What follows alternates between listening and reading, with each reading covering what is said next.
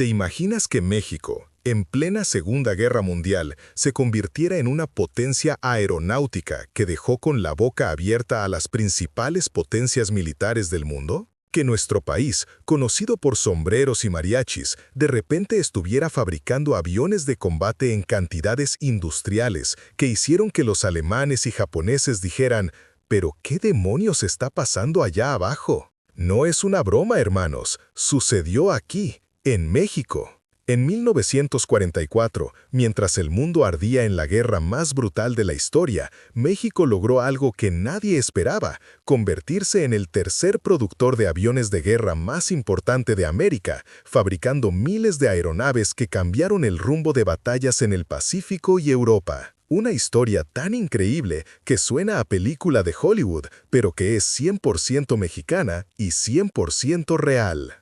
Hablamos de un México que pasó de ser visto como un país de campesinos y artesanos a producir 50 aviones de guerra por semana, de tener fábricas camufladas que funcionaban las 24 horas del día, donde ingenieros mexicanos desarrollaron motores que superaban en eficiencia a los fabricados en Detroit, de pilotos de prueba volando prototipos mexicanos sobre el Valle de México, mientras el resto del mundo no tenía la menor idea de lo que estaba pasando aquí abajo. Para entender cómo es que México pasó de ser un país agrícola a una fábrica de máquinas voladoras de guerra, tenemos que viajar a un momento donde nuestro país tomó una de las decisiones más audaces de su historia moderna, una decisión que nadie vio venir y que cambió para siempre la percepción mundial sobre lo que México era capaz. El México de 1940, un gigante dormido despierta. Imagínate el México de 1940. Manuel Ávila Camacho acababa de llegar a la presidencia, heredando un país que todavía se recuperaba de la revolución y que vivía bajo la sombra económica de la Gran Depresión. Éramos vistos por el mundo como una nación de campesinos y artesanos, rica en cultura pero pobre en tecnología industrial. Un país donde la industria más sofisticada era la producción de tequila y sombreros charros. La Segunda Guerra Mundial había estallado el año anterior, pero México mantenía una posición neutral que generaba tensiones internas. Estados Unidos presionaba constantemente para que nos uniéramos a los aliados, mientras que había simpatías divididas en el país. Algunos sectores de la élite admiraban la eficiencia alemana y su aparente orden social. Otros recordaban las múltiples intervenciones estadounidenses del siglo XIX y preferían mantenerse al margen de conflictos europeos. En las calles de la Ciudad de México, la guerra parecía algo lejano. Los periódicos hablaban de batallas en lugares con nombres imposibles de pronunciar, mientras los mexicanos se preocupaban más por la inflación de los precios del maíz y la escasez de productos importados. Pocos imaginaban que su país estaba a punto de convertirse en un actor clave en el conflicto más grande de la historia humana. Pero había algo que pocos sabían, algo que se cosía en silencio en los pasillos del poder. México tenía un as bajo la manga. Durante los años 30, gracias a la visión del expresidente Lázaro Cárdenas, se había estado invirtiendo silenciosamente en educación técnica e infraestructura industrial. El Instituto Politécnico Nacional, fundado en 1936, había comenzado a formar ingenieros y técnicos especializados con un nivel de preparación que rivalizaba con las mejores universidades técnicas de Estados Unidos y Europa. Los laboratorios del Politécnico habían estado experimentando en secreto con aleaciones metálicas, motores de combustión avanzados y hasta con los principios básicos de la aerodinámica. Teníamos la materia prima en abundancia, hierro de las minas de Michoacán, cobre de Sonora, petróleo de Veracruz. Teníamos los cerebros, ingenieros formados con rigor científico y una creatividad típicamente mexicana para resolver problemas complejos con recursos limitados. Solo nos faltaba la oportunidad para demostrar de qué éramos capaces. Y esa oportunidad llegaría de la manera más inesperada, cuando el conflicto mundial tocara directamente las costas mexicanas. Y esa oportunidad llegaría de la manera más inesperada. En los salones de poder de Los Pinos, Ávila Camacho enfrentaba una decisión crucial. Los submarinos alemanes habían comenzado a atacar buques petroleros mexicanos en el Golfo de México. El 13 de mayo de 1942, el buque tanque Potrero del Llano fue hundido por un U-boat alemán. 5 días después, el Faja Loro corrió la misma suerte. México no podía quedarse de brazos cruzados. El 22 de mayo de 1942, México le declaró la guerra al Eje. Pero aquí viene lo increíble. En lugar de simplemente enviar tropas como otros países latinoamericanos, Ávila Camacho y su equipo concibieron un plan tan ambicioso que rozaba la locura: convertir a México en una potencia industrial de guerra. La decisión se tomó en una reunión secreta en Palacio Nacional. Estaban presentes el presidente, el secretario de la Defensa, el de Economía y un grupo selecto de ingenieros del Politécnico. La pregunta sobre la mesa era simple pero revolucionaria. ¿Podemos fabricar aviones? El proyecto secreto, Operación Quetzal. Lo que pocos saben es que México ya había comenzado a experimentar con la aviación militar desde 1935, en una época en que la mayoría del mundo veía a nuestro país como una nación exclusivamente agrícola. En los hangares de la Escuela Militar de Aviación en Zapopan, Jalisco, un grupo de ingenieros mexicanos había estado estudiando diseños de aviones capturados durante escaramuzas fronterizas menores, desarmando motores importados pieza por pieza y creando manuales técnicos que rivalizaban con los de las mejores academias militares europeas. El líder de este grupo era el ingeniero Francisco Saravia Tinoco, hermano del famoso aviador Francisco Saravia, quien había muerto en 1939 intentando establecer un récord de velocidad. Tinoco había estudiado ingeniería aeronáutica en el Instituto Politécnico, pero también había complementado su educación con estudios clandestinos en documentos técnicos alemanes y estadounidenses que llegaban a México a través de contactos diplomáticos. Para 1940, Tinoco y su equipo habían logrado algo que parecía imposible para un país sin tradición aeronáutica. Habían logrado reproducir completamente un motor de avión estadounidense utilizando solo materiales y técnicas mexicanas. No era solo una copia, era una versión mejorada que funcionaba con combustible de menor octanaje, ideal para las condiciones de México. Cuando Ávila Camacho supo de esto durante una visita de rutina a instalaciones militares, inmediatamente comprendió las implicaciones estratégicas. En una época en que México dependía completamente de importaciones para cualquier tecnología avanzada, tener la capacidad de fabricar motores de avión representaba no solo una ventaja militar, sino una revolución industrial. El presidente inmediatamente clasificó el proyecto como ultra secreto y le dio el nombre en clave Operación Quetzal, en honor al ave que había sido sagrada para las civilizaciones prehispánicas y que simboliza la libertad de volar. La misión era ambiciosa al punto de la locura: desarrollar la capacidad de producir aviones de guerra en masa, utilizando una combinación de ingeniería mexicana, materiales locales y diseños inspirados en las mejores aeronaves aliadas. El financiamiento inicial vino de una fuente inesperada: los beneficios extraordinarios que México estaba obteniendo por la exportación de petróleo a Estados Unidos. Con Europa en guerra, la demanda de combustible había disparado los precios y México estaba generando ingresos que nunca había tenido. Ávila Camacho tomó la decisión de reinvertir esos petrodólares en el desarrollo de capacidades industriales avanzadas. Pero aquí viene la parte más loca de la historia. Para mantener el proyecto en secreto, el gobierno mexicano creó empresas fantasma. Oficialmente, México estaba construyendo tractores agrícolas y equipos de riego.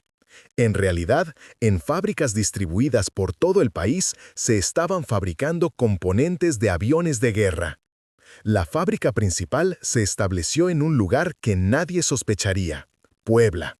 Bajo el nombre de Industrias Mecánicas del Bajío, se construyó un complejo industrial que desde el aire parecía una fábrica de textiles, pero que en sus entrañas albergaba la operación aeronáutica más sofisticada de América Latina. La Chispa, el espía que cambió todo. En febrero de 1943 ocurrió el incidente que aceleraría todo el proyecto.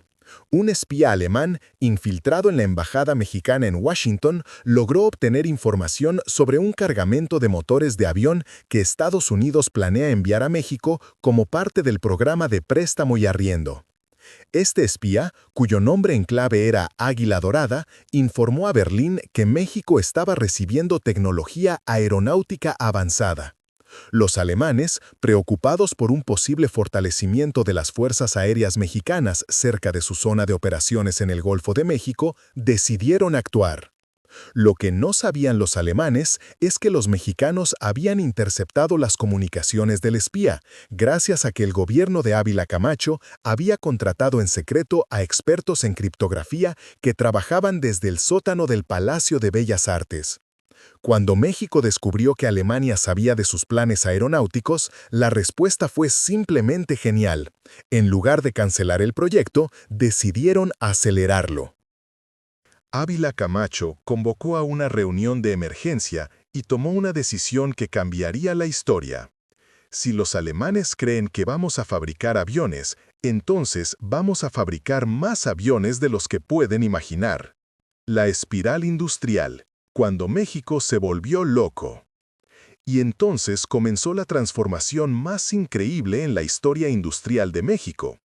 En marzo de 1943, el gobierno lanzó la Campaña Nacional de Producción Aeronáutica, un programa que movilizó recursos de una manera nunca antes vista en el país. Primero, se reclutaron ingenieros de todo el país, no solo del Politécnico, sino también de universidades estatales, institutos técnicos e incluso maestros mecánicos de talleres automotrices.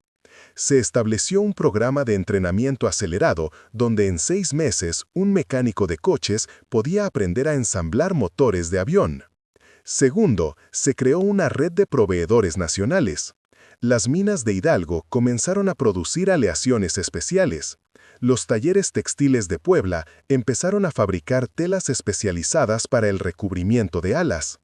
Los herreros de Michoacán aprendieron a forjar componentes de precisión. Era como si todo México se hubiera convertido en una gigantesca fábrica de aviones. Pero aquí viene la parte más increíble. Para evitar los bombardeos alemanes que afectaban las fábricas europeas, México dispersó su producción. En lugar de tener una sola planta gigante, creó más de 200 talleres pequeños distribuidos por 15 estados. Cada taller producía una parte específica y solo un grupo selecto de ingenieros sabía cómo ensamblar todo. Los alemanes, mientras tanto, seguían interceptando comunicaciones mexicanas que hablaban de producción de tractores y herramientas agrícolas. Lo que no sabían es que tractor modelo T-51 era el caza ligero mexicano y que herramienta de siembra aérea se refería a las bombas. En junio de 1943, México logró algo que parecía imposible. Fabricó su primer avión de guerra completamente mexicano. Era una versión mejorada del P-40 Warhawk estadounidense, pero con motores fabricados en Monterrey, fuselaje ensamblado en Puebla y electrónica desarrollada en laboratorios del Politécnico. Los pilotos de prueba lo bautizaron como Azteca 1, y cuando realizó su primer vuelo sobre el Valle de México, los ingenieros que lo vieron despegar no podían creer lo que estaba pasando. México, el país de los sombreros y las pirámides, había fabricado un avión de guerra. Pero esto era solo el comienzo. Para diciembre de 1943, las fábricas mexicanas estaban produciendo 5 aviones por semana. Para marzo de 1944, eran 20 aviones por semana. Y para junio de 1944, México estaba fabricando 50 aviones de guerra cada semana. El clímax, cuando el mundo se dio cuenta. El momento que cambió todo llegó en agosto de 1944. Estados Unidos había planificado una gran ofensiva aérea contra las posiciones japonesas en Filipinas, pero se enfrentaba a un problema. No tenían suficientes aviones de reemplazo para las pérdidas esperadas. Fue entonces cuando México hizo algo que dejó helado al mundo. Ofreció proporcionar 500 aviones de combate en un plazo de 2 meses. Los generales estadounidenses pensaron que era una broma, México, 500 aviones en 2 meses, pero cuando los inspectores militares llegaron a las fábricas mexicanas, no podían creer lo que estaban viendo. Hileras interminables de aviones en diferentes etapas de ensamblaje, trabajadores mexicanos que armaban motores con una precisión que rivalizaba con las mejores fábricas de Detroit, pilotos de prueba que volaban aeronaves con emblemas mexicanos sobre cielos que nunca habían visto tanta actividad aérea. El reporte que enviaron a Washington era tan increíble que el Pentágono tuvo que enviarlo 3 veces para confirmarlo. México tiene la capacidad de producir aviones de guerra en cantidades industriales. Su tecnología es equivalente a la nuestra. Su capacidad de producción actual supera la de Francia antes de la guerra. Los primeros 100 aviones mexicanos llegaron a Filipinas en septiembre de 1944. Los pilotos estadounidenses que los volaron reportaron que eran sorprendentemente efectivos y tan buenos como cualquier avión aliado. Pero lo más impactante vino después. Los aviones mexicanos tenían un índice de fallas mecánicas menor que los fabricados en Estados Unidos. El shock alemán cuando Berlín despertó. Para octubre de 1944, los servicios de inteligencia alemanes finalmente se dieron cuenta de lo que estaba pasando. Los reportes que llegaban a Berlín eran tan alarmantes que fueron clasificados como información ultracrítica. México está produciendo aproximadamente 200 aviones de guerra por mes, decía un reporte de la Avwehr. Su capacidad industrial ha sido subestimada de manera catastrófica. Los aviones mexicanos están siendo utilizados en operaciones aliadas en el Pacífico con gran efectividad. La reacción alemana fue de pánico absoluto. Si México, un país que consideraban técnicamente atrasado, podía fabricar aviones en esas cantidades, ¿qué otros países latinoamericanos podrían hacer lo mismo? ¿Brasil? ¿Argentina? ¿Chile? Himmler ordenó una investigación completa sobre las capacidades industriales de América Latina, pero ya era demasiado tarde. Los aviones mexicanos estaban participando en misiones de combate desde las Filipinas a Italia. El impacto japonés, el respeto del enemigo. Los japoneses, por su parte, tuvieron su primer encuentro directo con aviones mexicanos durante la batalla de Luzón en enero de 1945. Los pilotos japoneses reportaron enfrentarse a aviones con características desconocidas que mostraban una maniobrabilidad superior en combate aéreo. Un piloto japonés capturado después de la guerra declaró: "Cuando vimos las insignias mexicanas en esos aviones, pensamos que era algún tipo de error. No podíamos creer que México tuviera aviones de guerra. Pero cuando comenzó el combate, nos dimos cuenta de que estábamos enfrentando máquinas de calidad excepcional piloteadas por aviadores muy bien entrenados". Para marzo de 1945, México había producido más de 3.200 aviones de guerra. Las fábricas mexicanas estaban operando las 24 horas del día, y el país se había convertido en el tercer productor de aviones militares más importante del hemisferio occidental después de Estados Unidos y Canadá. La caída, el secreto que se desvanece. La guerra terminó en septiembre de 1945, y con ella uno de los capítulos más extraordinarios de la historia industrial mexicana. Con la paz ya no había necesidad de producir aviones de guerra en masa, y el programa se fue desmantelando gradualmente. Pero el legado quedó. México había demostrado que podía competir industrialmente con las grandes potencias. Los ingenieros entrenados durante el programa formaron la base para el desarrollo aeronáutico mexicano posterior. Las técnicas desarrolladas se aplicaron a otras industrias. Sin embargo, por razones de seguridad nacional, muchos detalles del programa fueron clasificados. Los archivos oficiales se sellaron durante 50 años, y no fue hasta 1995 que historiadores comenzaron a revelar la verdadera magnitud de lo que había logrado México durante la Segunda Guerra Mundial. El gobierno de Estados Unidos mantuvo silencio sobre el tema para no alertar a otros países sobre las capacidades industriales latinoamericanas durante la Guerra Fría. Los propios registros mexicanos fueron discretamente archivados porque revelar la verdadera capacidad industrial del país podría haber complicado las relaciones diplomáticas en la posguerra. El legado increíble, la historia que nadie cuenta.